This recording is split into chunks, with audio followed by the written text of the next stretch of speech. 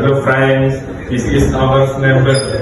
My name is Farizal Fatih Rahman, number 24. My name is Alvan Mustabin, number 7. My name is Alvin Trisnawan, number 8. My name is Fasil Ramadan, number 28. We will explain how to use oxygen acetylene welding. Let's go! How to use oxygen acetylene welding. First, adjust the gas pressure. Second, set the oxygen acetylene.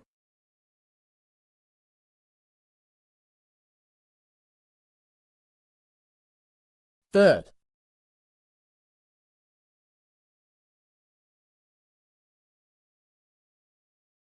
first, open the acetylene gas valve on the welding torch first, then light the flame with a lighter.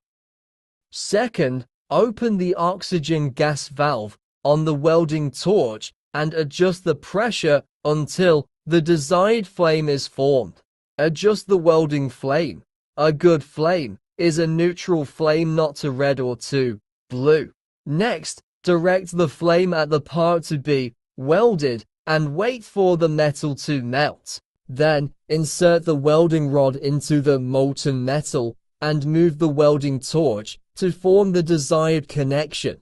Then, adjust the gas pressure and welding torch movement to produce a strong and quality joint. Close the acetylene gas valve on the welding torch first, then close the oxygen gas valve. Remove any remaining gas in the hose by opening the valve on the welding torch, then closing it again. Finished!